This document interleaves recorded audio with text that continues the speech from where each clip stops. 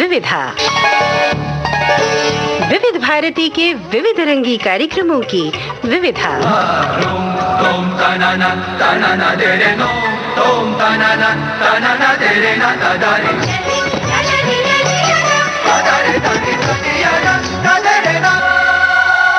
विविधा के सभी सुनने वालों को यूनुस खान का नमस्कार।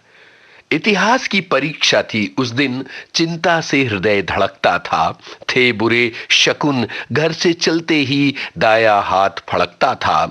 मैंने सवाल जो याद किए वे केवल आधे याद हुए, उनमें से भी कुछ स्कूल तलक जाते जाते बर्बाद हुए।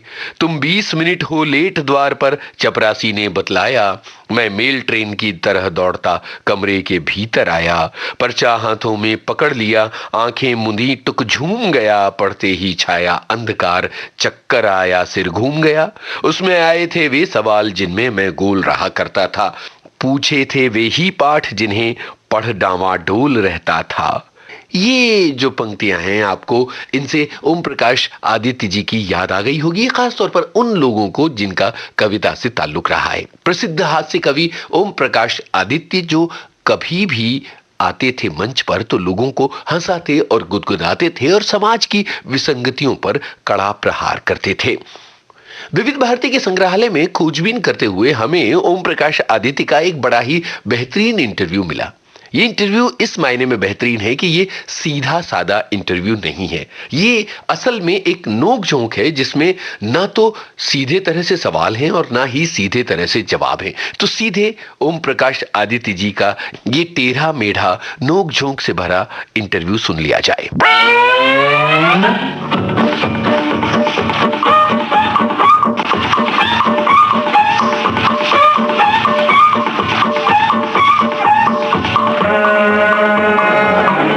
आदित्य जी, आप हमारे स्टूडियो में आए, इसके लिए हमें बहुत खुशी हुई। तो पहले आप ये बताइए कि साहित्य के और सारे रसों को छोड़ करके आपने हास्य रस को ही कविता का माध्यम क्यों बनाया? बटुक जी, जब मैं पैदा हुआ तब मैं रो रहा था। अच्छा, आप भी रोई होंगे। और जब मैं मरूंगा तो मेरे घर वाले रोएंगे और उनसे भी ज्यादा वे रोएंगे जिनसे कर्ज लेकर मरूंगा। इसलिए मैंने सोचा कि जन्म के साथ भी रोना है, मरण के साथ भी रोना है, तो इस बीच के जीवन में हंस लिया क्यों ना जाए, क्यों ना हंसा लिया जाए। ये तो आपकी बात बहुत ठीक है। अच्छा, एक बात बताइए, मुहावरा आपने भी सुना ही होगा कि अक्ल बड़ी या भैंस, आप किसे बड़ा मानते हैं? मैं तो भैंस को बड़ा मानता हूँ। आपकी धारणा तो बड़ी अजीब है। दुनिया तो मानती रही है अब तक अक्ल को बड़ा, और आप भैंस को मानते हैं। अक्ल को बड़ा मानती रही है, इसलिए तो दूध घी को तरस रही है। अक्ल बड़ी या भैंस, अक्ल पर मानव अटक रहा है, समय भैंस की पूंछ पकड़कर पीछे लटक रहा है। मैं इस जटिल प्रश्न को जग में हल करने आया हूँ, तोड़ अक्ल से नेह भैंस के गुण गाने आया हूँ। भैंस भवानी दुग्ध दायिनी, भैंस महाकाली है, शक्तिमती थनवती, सुघड़ पैने सींगों वाली है। भैंस रंग की काली है पर धवल दूध देती है, मक्खन मट्ठा दही रूप में हम सबको सेती है। अक्ल भैंस में आ जाए संभव हो सकता है, किंतु अक्ल में भैंस मिले ये कैसे हो सकता है। अक्लमंद बिकते देखे हैं एक एक रोटी पर, बुद्धिमान की कौन सुनेगा बुद्धू की कोठी पर। कैसी भी हो अक्ल, अक्ल की शक्ल नहीं होती है, साफ दिखाई देती है जब भैंस खड़ी होती है। इसीलिए बंधु अकल से भैंस बड़ी। ये आपने खूब बताई। अच्छा, ये बताइए कि आप जो कविता लिखते हैं ये कैसे लिखते हैं, आपकी रचना प्रक्रिया क्या है? वैसे तो कोई भी कवि नहीं बता सकता कि वो कविता क्यों लिखता है। ये ठीक उसी तरह है कि कोई पूछे आप पैदा क्यों हुए थे। फिर भी इसका उत्तर मैंने अपनी एक कविता बुद्धम शरणम गच्छामि में यूं दिया है। अच्छा, सुनाइए। कॉलेज के लड़के बोले, एक दिवस होले होले, प्यार किसी से करते हो, यार किसी पर मरते हो, यूं तो भोले दिखते हो, कविता कैसे लिखते हो। मैंने उनको समझाया, 20 बार ये बतलाया, दर्द पेट में होता है, भीतर कोई रोता है, भोजन ठीक न पचता है, कविता रसता है। उनको नहीं यकीन हुआ, एक रोज ये सीन हुआ, कन्या एक पास आई, मुस्काई कुछ सच्चाई, कितने सुंदर दिखते हो, कविता कैसे लिखते हो। मैं बोला है चंद्रमुखी, मैं जीवन में बड़ा दुखी, दर्द उठाए फिरता हूँ, ठोकर खाए फिरता हूँ। तुम कॉलेज में आती हो, पीर मुझे दे जाती हो, याद तुम्हारी मृगनैनी, बर्छे से दी है पैनी। नाम तुम्हारा लेता हूँ, कागज पर लिख देता हूँ, गीत स्वयं बन जाता है, आंसू से सन जाता है। अच्छा, दूसरों पर फब्तियां कसने में आप बड़े चतुर मालूम होते हैं। ये बताइए, कभी कोई ऐसी स्थिति आई जब आप भी किसी हास्यास्पद स्थिति में फंसे हो? हाँ, ऐसा कई बार हुआ। मेरी कविताओं ने मुझे ऐसी स्थिति में फंसाया। सन 61 या 62 में लाल किले में मैंने कविता पढ़ी थी, कल जो मैंने गीत लिखा था उसको कुतिया चुरा ले गई। ये कविता काफी चर्चित रही। उन दिनों में ओम प्रकाश शर्मा के नाम से लिखता था। मैं जहां भी जाता मेरा परिचय ये कहकर कराया जाता, अरे इनसे मिलिए, यही है वो कुतिया वाले शर्मा। मेरी एक पुस्तक इधर भी गधे हैं उधर भी गधे हैं नाम से छपी है। जब भी मैं कभी प्रकाशक से इसकी कुछ प्रतियां लेने जाता हूँ तो प्रकाशक अपने नौकर को पुकार कर कहता है, अरे आदित्य जी को इनके 5 गधे दे देना। कवि सम्मेलनों में श्रोताओं को मेरा ये आदित्य उपनाम याद नहीं रहता, मेरी कविताओं के नाम अधिक याद रहते हैं। वे मेरी कविताओं का नाम लेकर मेरी फरमाइश करते हैं, वो टांग वाले कवि को बुलाओ, घोड़ी वाले कवि को बुलाओ। ये टांग और घोड़ी क्या चीज है? ये मेरी कविताओं के शीर्षक हैं, अस्पताल की टांग, दूल्हे की घोड़ी। अच्छा, ये जो आपने पशु व पक्षियों से नाता जोड़ रखा है, इसकी क्या वजह है? इनको आपने क्यों विषय माना है कविता? बात ये, इनसे मेरा लगाव नहीं बटुक जी, अपना बचाव है। पशु पक्षियों ने अभी अदालत में जाना नहीं सीखा है, इसलिए वे मुझ पर मानहानि का दावा नहीं कर सकते। वैसे भी आदमी इस योग्य अब नहीं रह गया है कि उसमें कुछ लिखा जा सके। अच्छा, तो ये बताएं कि कवि सम्मेलनों में जाते हैं आप खूब जी, तो कोई ऐसी घटनाएं तो आपके साथ घटी होंगी जिनसे अगर हम सुने तो हमें भी थोड़ी बहुत हंसी आए, कुछ आनंद आए? घटनाएं तो अक्सर घटती हैं। कुछ एक आध घटना सुनाइए। अभी मैं बंबई गया था। अच्छा। कविता पढ़ने खड़ा हुआ मंच पर, तो मैंने कहा, बंधुओं, अभी मैं दिल्ली से आ रहा हूँ। बीच में एक मनचला श्रोता बोल उठा, लेकिन बेटा ये बंबई है, संभल कर पढ़ना। मैंने कहा, भैया गाड़ी से उतरते ही जब मेरी जेब कटी है तो मैं तभी समझ गया था। एक बार मैं एक छोटे कस्बे में कवि सम्मेलन में गया, वहां पहुंचा तो कवि सम्मेलन का कोई लक्षण नजर नहीं आया, कोई पोस्टर नहीं, प्रचार नहीं। रिक्शा में बैठा घूमता रहा, कुछ पता नहीं चला। एक हट्टा कट्टा आदमी नजर आया, उसे रोककर मैंने पूछा, यहाँ आज कोई कवि सम्मेलन है? उसने मुझे घूर कर देखा और बोला, वो के होवे? मैंने कहा, अरे भाई जिसमें कवि आते हैं। वो फिर बोला, वे के होवे? मैंने कहा, कवि वो जो कविता लिखते हैं, कविता। वो फिर बोला, या के होवे? अंत में मैंने अपना सिर पीटते हुए कहा, अच्छा यहाँ कोई ऐसी जगह है जहां मैं डूबकर मर सकूं? वो झट से बोला, तो नू कहो ना, हमने डूबने में कुआं चाहिए, वो सामने है, सुधा चला जाओ। भाई ये संस्मरण खूब रहा। अभी संस्मरण क्या बटुक जी, मरण था मेरे लिए तो। अच्छा चलिए, मरण ही सही। हमें तो आप काफी अच्छे तंदुरुस्त मोटे ताजे दिखाई दे रहे हैं। इस तंदुरुस्ती का क्या राज है? योगासन, व्यायाम, कोई कारण बताइए क्या? अरे दिल्ली में रहकर व्यायाम करने की क्या जरूरत है? आप बस में सफर करते रहिए, व्यायाम खुद ही हो जाएगा। आप कहें तो बस यात्रा कविता से 1-2 एक्सरसाइज यहीं करा दूं आप। जरूर जरूर जरूर। असली घी उपलब्ध नहीं है, दूध दही दोनों दुर्लभ है। मैं व्यायाम नहीं करता हूँ लेकिन फिर भी हृष्ट पुष्ट हूँ, क्या कारण है? मैं दिल्ली में चलने वाली बस में रोज सफर करता हूँ। इच्छा हो तो आप आइए, थोड़ा सा व्यायाम करा दूं। बस अड्डे पर आप खड़े हैं, ऊब रहे हैं, गहरे सामाजिक भावों में डूब रहे हैं। यह बस आई, आकर ठहरी, इतना बोझ लगा है इस कुब्जासी बस पर, 2 दरवाजों पर 2 कुर्ब निकल आए हैं। कंडक्टर ने छुट्टी दे दी, जिसे चढ़ा जाए वो चढ़ ले। यहाँ पता चलता है किसमें कितना बल है। जो चढ़ जाएगा वो आगे बढ़ जाएगा, खड़ा रहेगा वो जीवन भर इंतजार में पड़ा रहेगा। आप चढ़ गए, आप बड़े बलशाली निकले, एक हाथ से डंडा पकड़े, एक टांग से पायदान पर खड़े हो गए। आप तनिक कल्पना कीजिए अपनी उस बलवती भुजा की जो डंडे पर पड़ी हुई है, अपनी उस बेजोड़ टांग की जो लोहे के खंबे जैसी पायदान पर खड़ी हुई है। आज राम अवतार धरे तो अंगद आप चुने जाएंगे। आप तपस्वी है कलयुग के, नई तपस्या की विधि को ईजाद कर दिया। बड़ी तपस्या की ऋषियों ने, बड़ी तपस्या की मुनियों ने, लेकिन सबने बैठे बैठे। किंतु आप तो 30 मील घंटे की गति से एक टांग पर खड़े तपस्या करते हुए चले जाते हैं। तनिक संभलिए आप, बगल से ये उर्वशी चली आती है रूप धार कर भारी ट्रक का।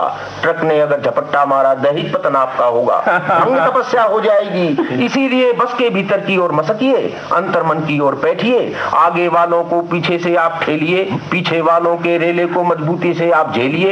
ये पहली एक्सरसाइज। तो रेल ट्रेल में ठेल ठेलते खिंचते भिजते खेल खेलते आप आ गए बस के भीतर। कभी आपने गेहूं का गोदाम कहीं देखा होगा तो उसकी याद आ गई होगी। छत नीची है और आपका सिर ऊंचा है, अब क्या कीजिए? जीवन भर उद्गन रहे हैं आप, आज नम्रता सीखिए। देख रहे हैं लोग आप कैसे हिलमिल करके बैठे हैं। एक आदमी की गोदी में एक आदमी, महिला की गोदी में महिला, किसी सीट पर उल्टा क्रम है। आप संभल कर खड़े हो गए, एक हाथ से ऊपर वाला डंडा पकड़े। आगे आगे सड़क विपद में पड़ी हुई है, उसके जीवन में उतार है, फिर चढ़ाव है, सीने पर संघर्षों के अनगिनत घाव है, आगे झटके तेज लगेंगे, इसीलिए दूसरे हाथ से भी कुछ थोड़ा पकड़ दीजिए। अरे और नहीं कुछ हाथ लगे तो अपने से आगे वाले की गर्दन को। अरे आपका कुत्ता पकड़े पीछे वाला भी तो कब से खड़ा हुआ है, और आपके दाएं कंधे को उस महिला ने जकड़ा है जिसकी गोदी में बच्चा है, जिस बच्चे का पांव आपकी नेहरू कट की बड़ी जेब में। आप सड़किए, कंडक्टर की बात मानिए, कई मुसाफिर और चढ़ेंगे। सड़क नहीं सकते आगे तो आप पिचकिए। सरकन पिचकन घर्षण घिसकन, पीछे धक्का आगे खिसकन, ये दूजी एक्सरसाइज। अच्छा आदित्य जी, मैं एक ऐसा प्रश्न कहूँ, बड़ा निजी सा है, माफ करें। जीवन के प्रति आपका क्या दृष्टिकोण है? इस पर एक कविता याद आ रही है मुझे, सुनाइए। मुझे मेरे जीवन ने ये प्रेरणा दी, जवानी के रस को लबेजाम कर ले। किसी संत जी ने दी आवाज मुझको, भजन राम का तू सुबह शाम कर ले। अखाड़े में कुश्ती जो देखी तो सोचा कि दुबला बहुत है, तू व्यायाम कर ले। सुबह जो उठा तो कहा बिस्तरे ने, कहाँ जा रहा है तू आराम कर ले। मुझे बुद्धि बोली समझ कर चला कर, भविष्य का भी कुछ सरंजाम कर ले। हृदय ने कहा छोड़ सब झंझटों को, मोहब्बत में खुद को तू बदनाम कर ले। नशे की पिनक में लहर ने पुकारा, तू आदत को अपनी सरेआम कर ले। कहा असलियत ने जमाना बुरा है, तू अंटी में अपनी नकद दाम कर ले। कलम मुझसे बोली तू कविता लिखा कर, ये जीवन है नश्वर यहाँ नाम कर ले। पिताजी ये बोले कि उल्लू के पट्टे तू बेकार फिरता है, कुछ काम अच्छा, आपने पिताजी की बातों पर आचरण तो किया ही होगा, तो साफ जाहिर है। अब एक और बात आपसे जानना चाहता हूँ कि अधिकांश कवि इधर देखने में आ रहे हैं कि फिल्म कंपनी की ओर दौड़ लगाते हैं। कभी आपने भी कोई फिल्म कंपनी में कोई गीत लिखने की सोची या कोई लिखा कभी? नहीं, मैं फिल्मों में तो मैंने गीत नहीं लिखा, लेकिन साहित्य में मैंने एक फिल्म की स्थिति उत्पन्न की है। अभी पिछले वर्ष एक अपनी कविता सिचुएशन की लिखी है, जिसमें कुछ कवियों के मुख से एक सिचुएशन को देखकर मैंने कुछ कहा है। ऐसी एक सिचुएशन मैंने बनाई है कि एक नौजवान लड़की छज्जे पर बैठी है, उदास है, और आप कल्पना करें कि सारे कवि उसको देखें और अलग अलग उनसे कहा जाए कि आप अपनी भाषा में शैली में इस लड़की को देखकर क्या लिखेंगे, तो वो कैसे लिखें। तो उसके कुछ कवियों के मैं मुखड़े सुना देता हूँ। जरूर जरूर सुनाइए। आप कल्पना करें अगर हमारे मैथिली गुप्त जी से कहा जाता तो गुप्त जी उस लड़की को देखकर क्या कहते? ठीक। अट्टालिका पर एक रमणी अनमनी सी है अहो, इस वेदना के भार से संतप्त हो देवी कहो। धीरज धरो संसार में किसके नहीं दुर्दिन फिरे, हे राम रक्षा कीजिए अबला न भूतल पर गिरे।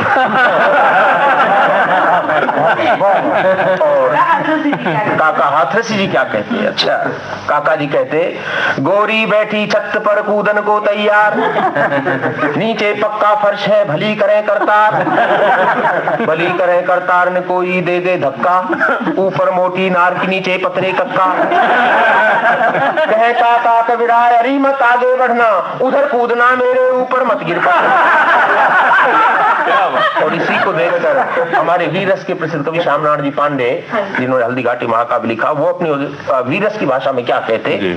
पांडे जी, ओ घमंड मंडनी अखंड खंड खंडनी, ओ घमंड मंडनी अखंड खंड खंडनी, वीरता विमंडनी प्रचंड चंड चंडनी, सिंहनी की ठान से आन बान शान से, मान से गुमान से तुम गिरो मकान, मान से गुमान से तुम गिरो मकान से, तुम डगर डगर गिरो, तुम नगर नगर गिरो, तुम गिरो अगर गिरो शत्रु पर मगर। अच्छा आदित्य जी, ये जो आधुनिक प्रकार के शादी ब्याह होते रहते हैं, कुछ इन पर भी आपने गौर? हाँ, मैंने एक कविता लिखी है, उसका शीर्षक है मॉडर्न शादी। सुनाइए जरा। हाँ, ऊपर मंडप सजा हुआ है, मंडप नीचे दो कुर्सी हैं, दोनों चक्कर खाने वाली। इस कुर्सी पर दूल्हा बैठा, उस कुर्सी पर दुल्हन बैठी। इधर स्टूल पर दाएं पंडित, उधर स्टूल पर बाएं पंडित। हवन कुंड की जगह मेज है, उस पर एक स्टोव रखा है। हवन कुंड की जगह मेज है, उस पर एक स्टोव रखा है। चारों ओर बाराती बैठे, अब फेरे पड़ने वाले हैं। दाया पंडित मंत्र बोलता, दूल्हा मारे पंप स्टोव में। दाया पंडित मंत्र बोलता, दूल्हा मारे पंप स्टोव में। बाया पंडित मंत्र बोलता, दुल्हन मारे पंप स्टोव में। ओम इंद्राय स्वाहा, दुल्हन ने पंप मारा। ओम रुद्राय स्वाहा, दुल्हन ने पंप मारा। ओम सूर्याय स्वाहा, दुल्हन ने पंप मारा। ओम चंद्राय स्वाहा, दुल्हन ने पंप मारा। पंप की आहुति लेकर हवन तेज हो गया स्टोव पर। पंडित ने दूल्हे की टाई से दुल्हन के दुपट्टे का गठबंधन करके दोनों की कुर्सियां घुमा दी। दोनों की कुर्सियां घुमा दी। दुल्हन का तन छोड़ दुपट्टा दूल्हे के तन पर मंडराया। गिरहस्ती का अर्थ यही है, पंडित ने सबको समझाया। चक्कर खाकर साथ रुकी दुल्हन की कुर्सी, दूल्हे की कुर्सी चकली सी घूम रही थी। पंडित ने कुर्सी को रोका, दुल्हन ने पंडित को टोका। पंडित हंसकर बोला, बेटी ज्यादा कुर्सी घूम गई तो वर आवारा हो जाएगा।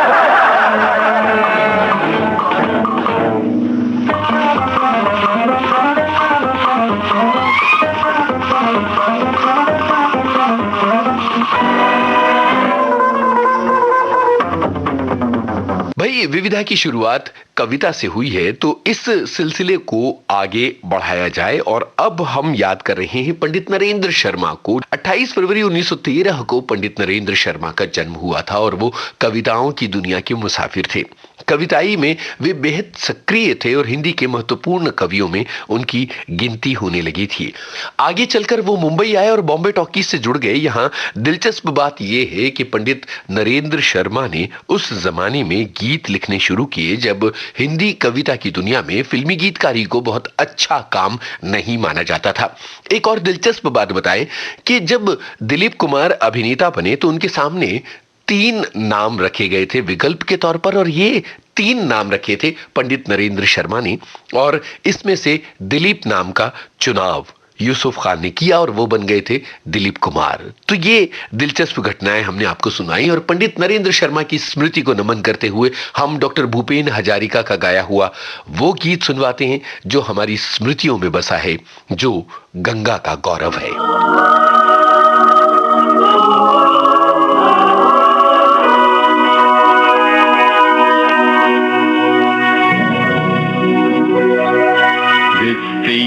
পাররে অসংখ্য জনরে হাহাকার শুনিও নিঃশব্দে নীরবে বুঢ়ালুই তুমি বুঢ়ালুই বোৱা কিয়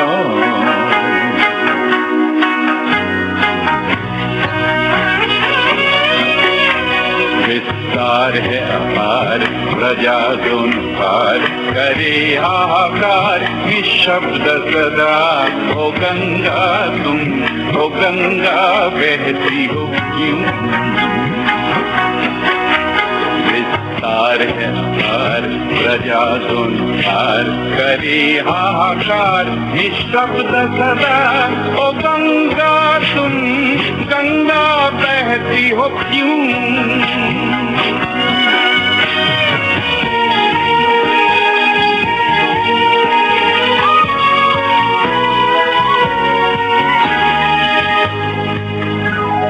नैतिकता नष्ट हुई मानवता भ्रष्ट हुई निर्लज्ज भाव से रहती हो क्यों इतिहास की पुकार करे हुंकार ओ गंगा की धार निर्बल जन को सबल संग्रामी समग्रोगामी बनाती नहीं हो क्यों विस्तार है आहार प्रजा दोन पार करे हाहाकार निशब्द सदा ओ गंगा तुम ओ गंगा बहती हो क्यों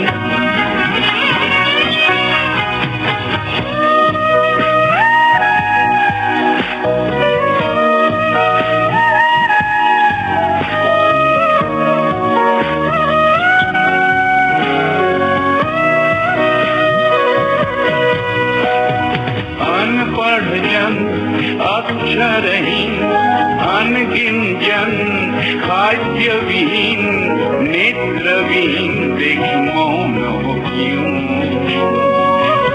इतिहास की धार करे हुंकार, ओ गंगा की धार निर्बल जन को सबल संग्रामी समग्रगामी बनाती नहीं हो क्यों। तार है अपार सजा दोनों पार करे हाहाकार निशब्द सदा ओ गंगा तुम बहती हो क्यों।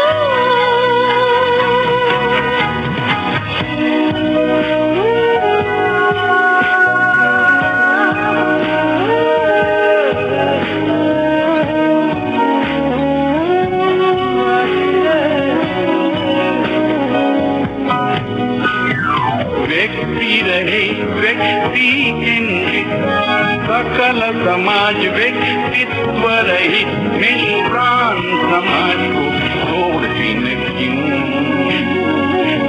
इतिहास की पुकार करे हुंकार, ओ गंगा की धार निर्बल जन को सबल संग्रामी समग्रोगामी बनाती नहीं हो क्यों। दोनों पार करे हाहाकार निशब्द सदा ओ गंगा तुम गंगा बहती हो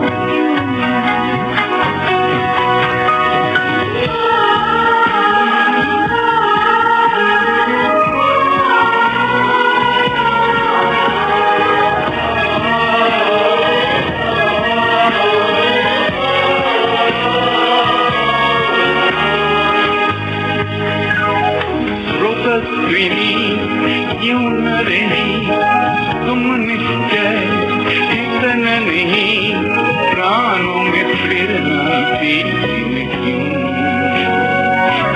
उन्मत्त अवनी कुरुक्षेत्रवनी गंगे जननी नव भारत में भीष्म रुषि सुत समर गई जनती नहीं हो क्यों।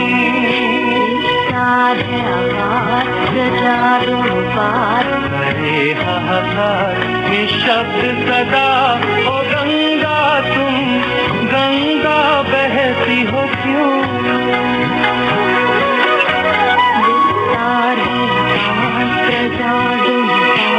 करे हाहाकार निशब्द सदा ओ गंगा तुम गंगा बहती हो क्यों।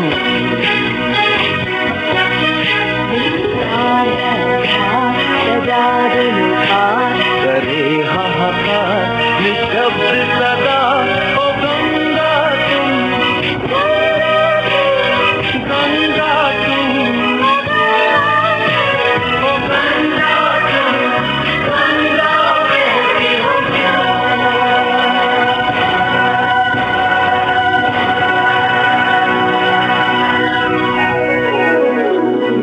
गंगा बहती हो क्यों। इस गाने को सुनकर आपका मन आनंद से भर गया होगा और जैसे ही आनंद शब्द मेरी जुबान पर आया मेरी नजरें कैलेंडर पर टिक गईं और मुझे ये याद आया कि 2 मार्च को संगीतकार जोड़ी कल्याण जी आनंद जी के आनंद जी का जन्मदिन होता है और बस फौरन ही विविध भारती के संग्रहालय से हमने निकाला आनंद जी का एक दुर्लभ इंटरव्यू जो सन 1996-97 में रिकॉर्ड किया गया था। आनंद जी भाई को जन्मदिन की बधाई देते हुए हम इस इंटरव्यू के अंश आप तक पहुंचा रहे हैं। कंपोजिशन का काम यह है कि स्पेशली जो कुछ जब आप काम करने लगते हैं तो फिर आदमी को सब सीखना चाहिए, लोगों से सुनना चाहिए। तो किसी से एक बात कही गई थी जो परदेश में हुई थी, बहुत अच्छी मुझे लगी कि कभी भी कंपोज करना है तो किसी चीज़ का सहारा मत लो, पहले ना बाजे का लो, ना लय का लो, ना किसी का लो। पहले उन शब्दों को लेके आपके दिल में क्या आइडिया आता है, क्या फीलिंग आती है, पहले उसको पकड़ो। उसके बाद धीरे धीरे धीरे जब सेटल हो जाते हैं आप उसमें, तो उसके बाद बाजे में देखो उसमें कौन से सुर में अच्छा लगेगा, कौन से सिंगर के हिसाब से फिर उसको लय में बांधो।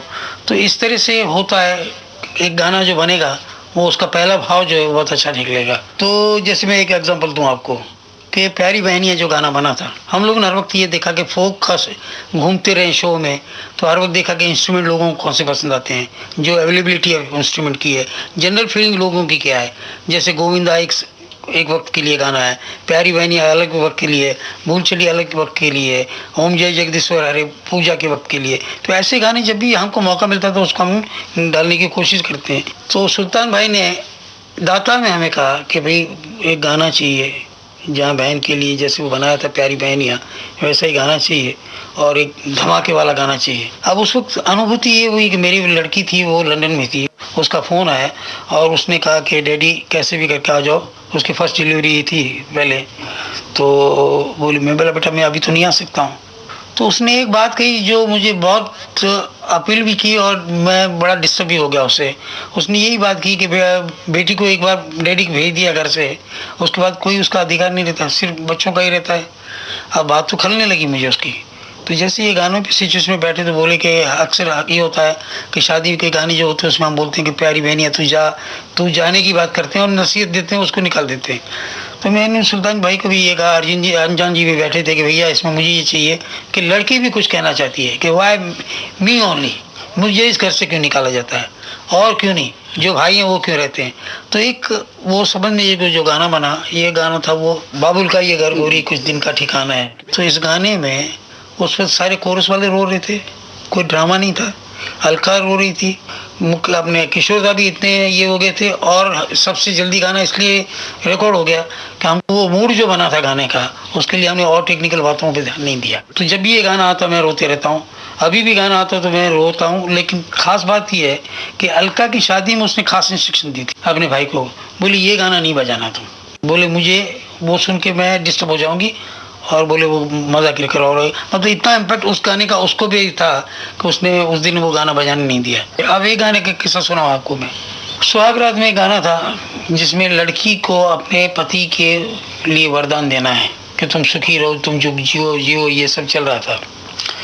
कुछ 15-20 दिन तक ये चला कि भाई इंदिवर जी कोई ऐसी बात लाई है कि जिसमें तारीफ भी हो, अमर भी हो, लेकिन कॉमन वर्ड नहीं चाहिए कि तुम अमर रहो, कि तुम जियो हजारों साल के, ऐसा नहीं चाहिए। बहुत कुछ लाते लाते उसमें हमने एक कंडीशन डाली थी कि फीमेल टच भी हो, फोकिस भी टच हो, रिलीजियस भी टच हो। तो करते करते करते करते करते वो लाए जब, तो खिलाई मैंने उनको 101 रुपये दे दिए। क्या मुखड़ा लाए थे वो कि गंगा मैया में जब तक के पानी रहे, मेरे सजना तेरी जिंदगानी रहे। एक और गीत है फिल्म सफर में, नदिया चले चले रे धारा, मन्ना दा ने गाया था। उसमें भी पानी का इफेक्ट जो है, हाँ। और पूरी वो जो नाव चलती है नदी में, उसका इफेक्ट है। बहुत खूबसूरत गीत भी है। उस गीत के बारे में कुछ आपको याद आता है? बिल्कुल आता है, सारी बातें याद आएंगी, क्यों नहीं आएंगी क्योंकि उस वक्त तो पापड़ बेलने पड़ते थे ना, उन दिनों में कुछ और ट्रैक नहीं हुआ करते थे। जो हो गया रिकॉर्ड उसी वक्त वही है, उसमें बाद में मिक्सिंग नहीं हो सकती थी। तो उसमें पानी के दादा असीदा को चाहिए था कि भाई नाव चल रही है, उसका पानी का इफेक्ट भी चाहिए, हमको ये चाहिए। तो क्या करेंगे सोचा हमने, तो जो मूंग होते ना, मूंग खाने के, उसको सूप में डाल के हम ऐसे हिलाते थे, ये करके उसको लय में वो बजाते थे। फिर पानी का हौज भी लाए थे जिसमें वो पानी की थोड़ा सा ये भी लगे, तो स्टूडियो में पानी भी हो गया था। लेकिन उसमें एक और भी गाना था जो तुमको पसंद, जिसमें एडिटिंग में हम लोगों ने एक और तिकड़ में, दादा ज़रा एक्सपेरिमेंटल थे, तो हॉर्न का था कि एक ट्रांजेक्शन, एक हॉर्न जगह बजता है, हॉर्न बजने से पंछी उड़ता है, पंछी उड़ के जाता है तो और लोकेशन में आ जाता है। तो उसमें वो सारी इस्तेमाल किए थे हमने। तो बैटरी ले गए थे वहाँ पे, कौन सी बैटरी, कार की, और हॉर्न लेके जब वो जगह आती थी वहाँ बजाते पी पी, तो पंछी की आवाज़ निकालता था, वो निकल के जाती थी।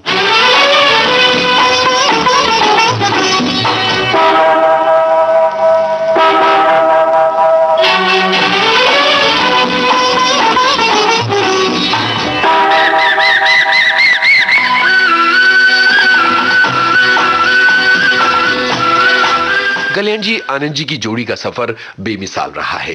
एक जमाने से उन्होंने संगीत का अपना सफर शुरू किया और टेक्नो जमाने तक आए, यानी इलेक्ट्रॉनिक संगीत तक का उनका सफर है, और ये सफर बहुत ही उपलब्धियों से भरा हुआ है। जब कल्याण जी आनंद जी का गाना बजाने की बारी आए तो हम सोच में पड़ जाते हैं कि विविधा के इस अंक में उनका कौन सा गाना आपको सुनवाया जाए, और तब ये लगता है कि विविधा एक सफर है और जिंदगी भी एक सफर है, और इस सफर का ना कोई अंत है, इस सफर की ना कोई शुरुआत है, ये सतत चलने वाला सफर है। तो चलिए सफर फिल्म का ये गीत किशोर कुमार की आवाज में सुन लिया जाए। जिंदगी का सफर है ये कैसा सफर, कोई समझा नहीं, कोई जाना नहीं।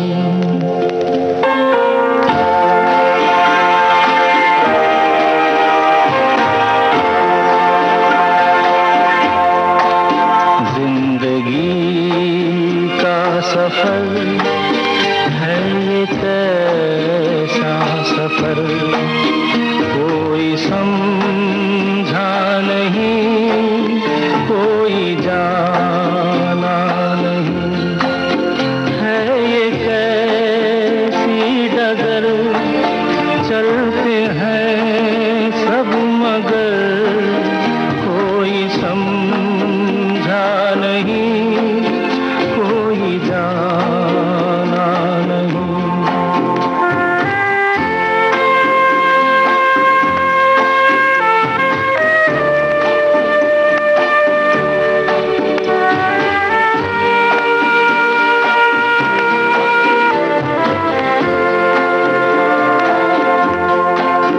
जिंदगी को बहुत प्यार हमने दिया,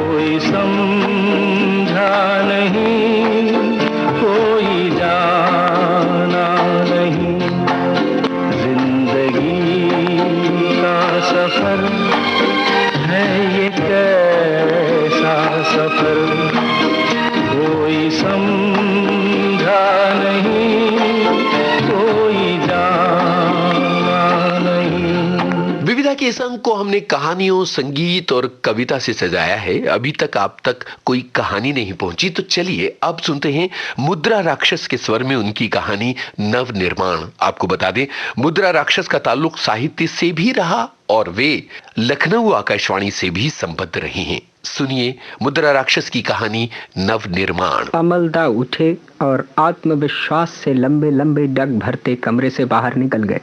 अमलदा के जाने के बाद काफी देर तक कमरे में एकदम सन्नाटा रहा। ऐसी खामोशी छा गई जैसे अमलदा अपने साथ बाकी तीनों की जुबान भी लेते गए। वैसे इसमें शक नहीं कि अमलदा में यह ताकत भी थी दर्शकों की वाणी हरते हुए अमलदा को जाने कितने लोगों ने देखा था। अमलदा का निर्देशित किया हुआ नाटक देखने वाला अक्सर इतना ज्यादा नाटक में खो जाता था कि बोलना भूल जाता था। नाटकों के बाद अक्सर लोग अमलदा को बधाई देने आए और सिर्फ नमस्कार करके रह गए। ऐसे मौके कितने ही बार आए थे, पर इस बार लगा जैसे अमलदा अपने सहयोगियों की जबान ही नहीं बुद्धि भी लिए चले गए। अमलदा के सहयोगी नवयुवक और उनके नाटकों के स्थायी खलनायक अनिल सेन को यह अखरा। मैनेजर मुखर्जी बाबू की ओर मुड़ते हुए अंततः अनिल ने ही मौन भंग किया। मुखर्जी बाबू, आपका क्या ख्याल है? अमलदा डायरेक्टर नहीं जादूगर हैं शायद। मुखर्जी बाबू ने कंधे उचका दिए, बोले कुछ नहीं। लेकिन स्थायी हीरो रॉय ने धीरे से कहा, जादूगर तो वह है ही। अनिल को यह वाक्य और ज्यादा खला। झटके से बात काट कर बोला, तभी तुम पर जादू किया लगता है। राय कुछ नहीं बोला। अनिल को गुस्सा आ रहा था, अमलदा पर ही नहीं, राय और मुखर्जी पर भी, शायद अपने आप पर भी। चिल्लाकर बोला, मैं साफ बताता हूँ मुखर्जी बाबू, अमलदा सब बंटाधार करेंगे। मैं उनकी योग्यता में शक नहीं करता, पर उनकी सनक हम सबको ले डूबेगी। राय ने धीरे से कहा, फिर तुमने अमलदा के सामने यह बात क्यों नहीं कही? मैंने कही थी, मैंने हमेशा अमलदा की सनक का विरोध किया है, पर तुम कभी मेरी बात का समर्थन क्यों नहीं करते? मुखर्जी बाबू खामोश क्यों रह जाते हैं? मैं कहता हूँ तुम लोग साथ दो तो अमलदा यूं बदल जाए, यूं चुटकी बजाते हुए, कहकर अनिल ने चुटकी बजाई। हाँ सो तो ठीक है, पर एक बार अमलदा की इस बात का भी सबूत मिल जाने दो कि वे अपना कहा सच करते हैं या नहीं। राय ने कहा, कच्चा केला। अनिल ने गुस्से में खास ग्रामीण बंगला का फकरा मारा। अमलदा इस बार क्या करेंगे सो जानता हूँ। मालूम है, इस रोल में लड़की साउथ इंडियन चाहिए। उसको कथकली डांस करना होगा। कथकली थीम भी साउथ इंडियन लड़की ही निभाएगी। इसमें शकुंतला चौधरी को खड़ी करके अमलदा एकदम नाटक फेल कराएंगे। मैं कहता हूँ दर्शक जब सड़े अंडे मारेंगे तो तुम खुशियों के आमलेट पकाना। चिंता इस बात की मुखर्जी बाबू को भी थी, राय को भी थी, लेकिन समझ में कुछ भी नहीं आ रहा था कि अमलदा को आगाह कैसे किया जाए। अमलदा हठी है, बात जो सोच लेंगे सोच लेंगे। 3 दिन सिर्फ बाकी रहे थे शो होने में। चौथे दिन इस प्रदेश के सबसे बड़े मशीन बनाने वाले कारखाने का उद्घाटन होना था और उद्घाटन के साथ एक सांस्कृतिक कार्यक्रम भी, जिसमें संगीत भी था और नाटक भी। निर्णय यह हुआ था कि नाटक के अच्छे होने पर अगले दिन राष्ट्रीय सुरक्षा कोष के लिए भी एक शो किया जाएगा। अमलदा थे कि शकुंतला को ही स्टेज पर उतारने के लिए आमादा थे और साथियों को संदेह था कि शकुंतला मामला गड़बड़ा देगी। नाटक मंडली में एक अजीब आतंक फैला हुआ था। रिहर्सल हो रही थी, लेकिन ऐसे जैसे सिर पर तलवार लटक रही हो। जैसे तैसे करके शो की रात आई। अमलदा इस्पात की तरह चेहरा लिए हुए ग्रीन रूम में बैठे थे। शकुंतला को उन्होंने एक एक बारीकी मेहनत के साथ समझाई थी। शो हुआ।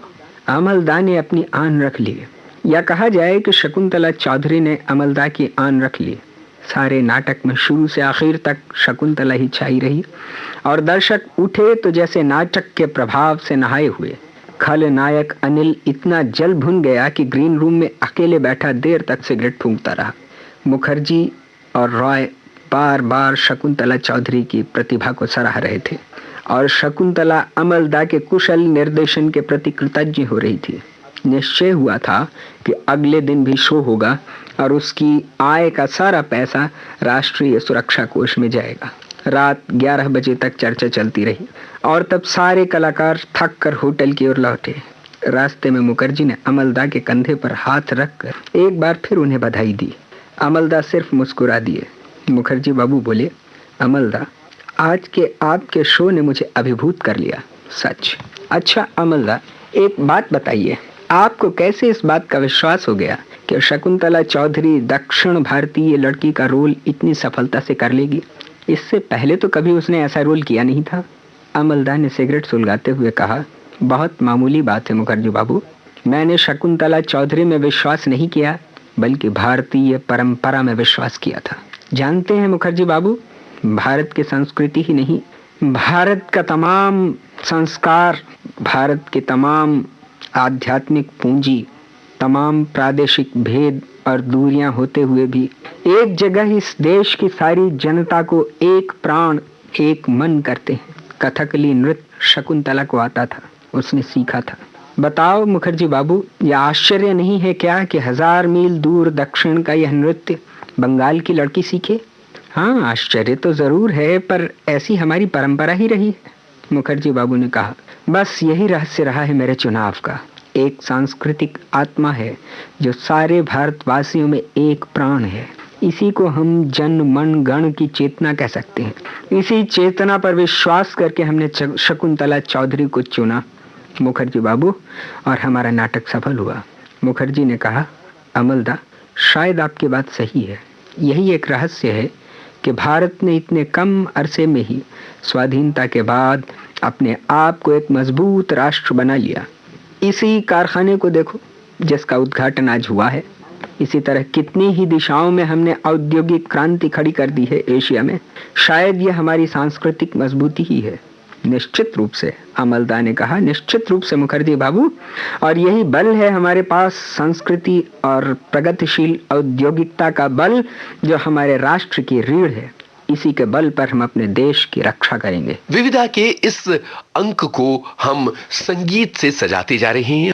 28 फरवरी 1944 को अलीगढ़ में पैदा हुए रविंद्र जैन कलकत्ता के रास्ते मुंबई आए थे और यहाँ उन्हें अपने हिस्से का संघर्ष करना पड़ा, और उसके बाद वो बने फिल्मी दुनिया के बेमिसाल संगीतकार।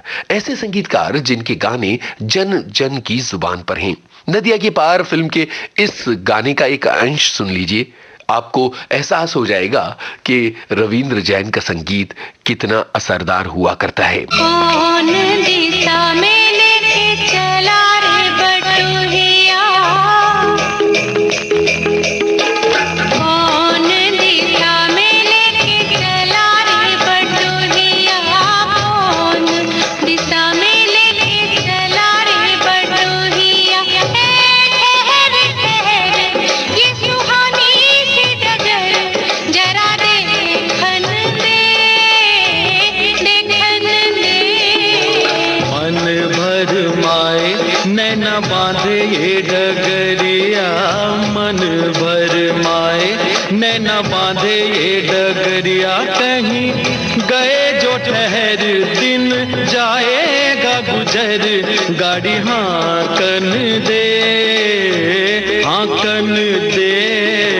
कौन दिशा में लेके चला रे बटुहिया, कौन दिशा में।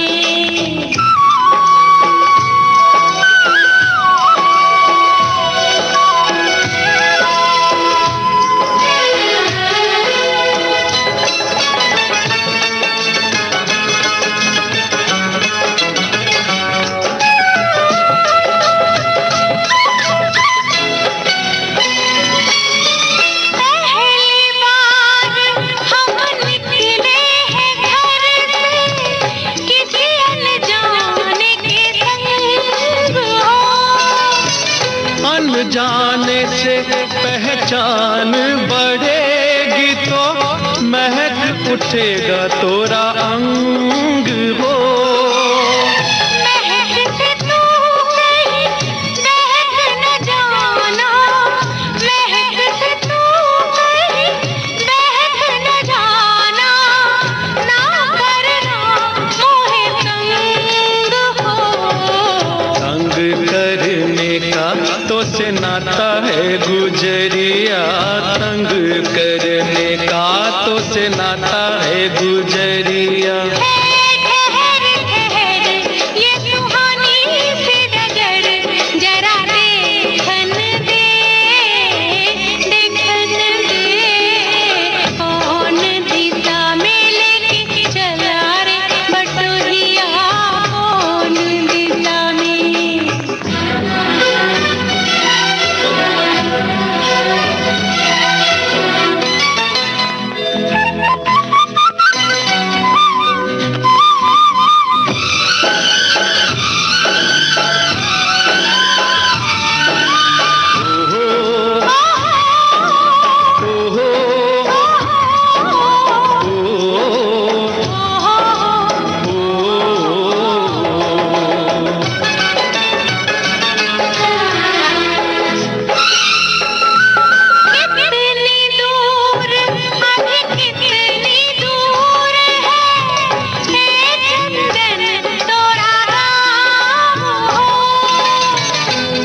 अपना अपना लगने लगे जब कोई बुलाए लेके नाम हो।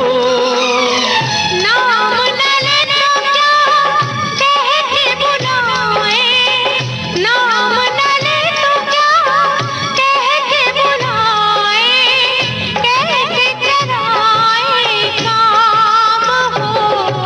साथी मितवा या अनाड़ी कहो गोरिया, साथी मितवा या अनाड़ी कहो गोरिया, कहीं गए जो ठहर दिन जाएगा गुजर, गाड़ी हाँकन दे, हाँकन दे। कौन दिशा में लेके चला रे बटोहिया, कौन दिशा में। तो चलिए विविध भारती के संग्रहालय से निकालकर दद्दू यानी रविंद्र जैन की बातें आप तक पहुंचाई जाएं। पहेली। जी सुरेश वाडकर साहब को आपने इस फिल्म में, उसका एक गाना बहुत पॉपुलर हुआ, वो बृष्टि पड़े टापुर टुपुर। ये जैसे हमारी नर्सरी राइमिंग्स है ना, जी जी, इस तरह का ये वो बंगला में वो राइमिंग है, वो उसको छौड़ा बोलते हैं वो लोग। बृष्टि पड़े टापुर टुपुर नदी एलो बान, ठाकुर विय होवे तीन कन्या दान। एक पंच लाइन थी, वो भी इस्तेमाल की इस गाने में।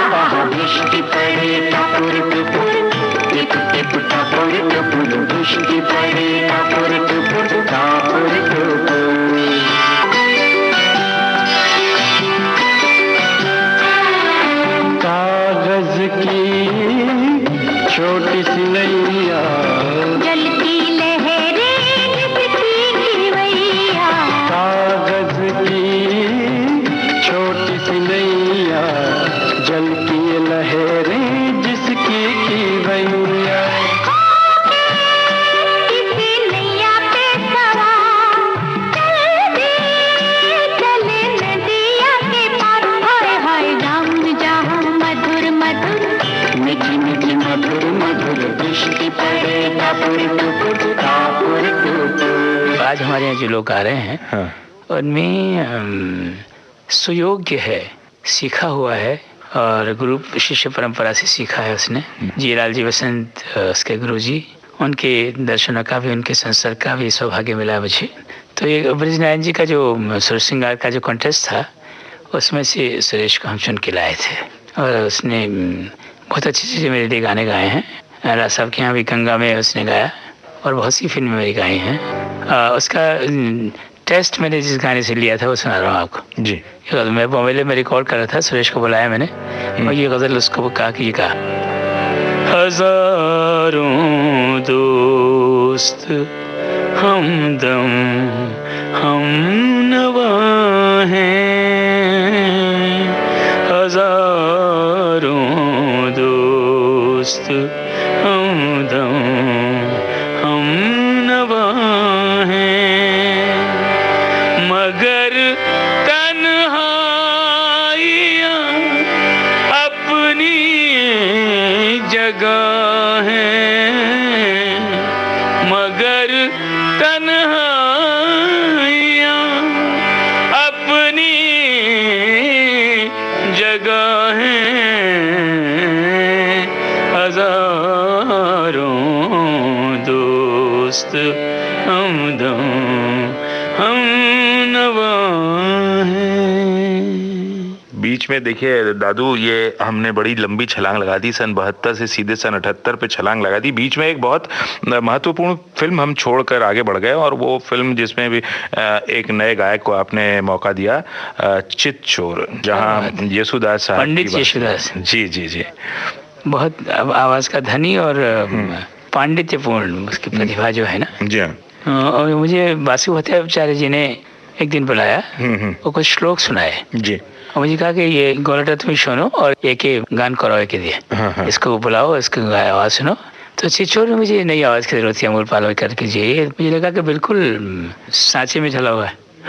जी।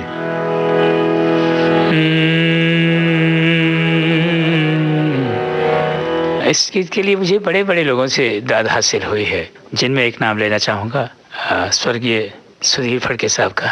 जी। जब भी मुझसे मिलते थे ना, तो मुझे कहते थे यार तूने क्या यमन में गाना बनाया, क्या खूबसूरत गाना बनाया। फिर लता जी की यहाँ से बहुत तारीफ हुई, हृदयनाथ जी ने बहुत प्रशंसा की, आशा जी ने, लता जी ने, सबको बहुत अच्छा लगा। और मेरे परम प्रिय मित्र हरि भाई संजीव को बहुत पसंद था ये गाना। सुबह रोज सुनता था और रात को सोते हुए फिर सुनता था गाना। और इसके लिए मुझे स्पेशली ट्रीट दिया उसने, खाना खिलाया घर बुला के। अच्छा। और ये यमन हमारा प्राइमरी राग है जी हाँ, जिसको हम सबसे पहले सीखते हैं ना। और ये गीत कलकत्ते में बनाया था और भैया, ये मैंने एक नाटक के लिए, जी जी, मृच कटिकम जो है ना, अच्छा अच्छा, मिट्टी की गाड़ी, उसके लिए फिर हमने ये फिल्म में यूज किया। अच्छा। ये राग बहुत ही सुंदर राग है, हालांकि ऐसा कोई बहुत कॉम्बिनेशन ऐसा नहीं कि जिसको हम कहें बहुत उल्टा सीधा कुछ है। आड़े तिरछे सुर है नहीं, एक सिर्फ मध्यम तीव्र। आई गोधूली बेला, आई गोधूली बेला,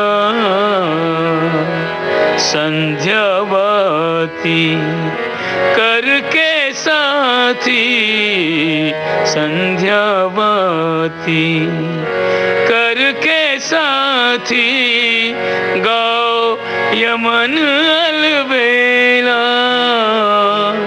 आई गोधूली बेला, आई गोधूली बेला। नीरेगा रेगा मागरे सासानी, पापा माँ रेगा सानी, सागा पामा पा। मैं पलकन डगर बुहारूंगा, तेरी राह निहारूंगा, मेरी प्रीत का काजल तुम अपने नैनों में मले आना, जब दीप जले आना, जब शाम ढले आना, जब दीप जले आना। विविधा के लिए जो समय निर्धारित है अब वो खत्म होने के कगार पर है, तो आपको ये तो जरूर बताएंगे कि भाई यहाँ से जैसे ही स्टूडियो से हम निकलेंगे सीधे चले जाएंगे अपने संग्रहालय में और विविधा के अगले अंक के लिए जो भी रोचक सामग्री मिलेगी उसे लेकर अगले हफ्ते आपके सामने हाजिर हो जाएंगे। आपको बता दें इस कार्यक्रम के प्रस्तुत करता है हर्षवर्धन गवई और मैं आपका दोस्त यूनुस खान। चलता हूं, मुस्कुराते रहिए। नमस्कार। ये थी विविध भारती के विविध रंगी कार्यक्रमों की विविधा।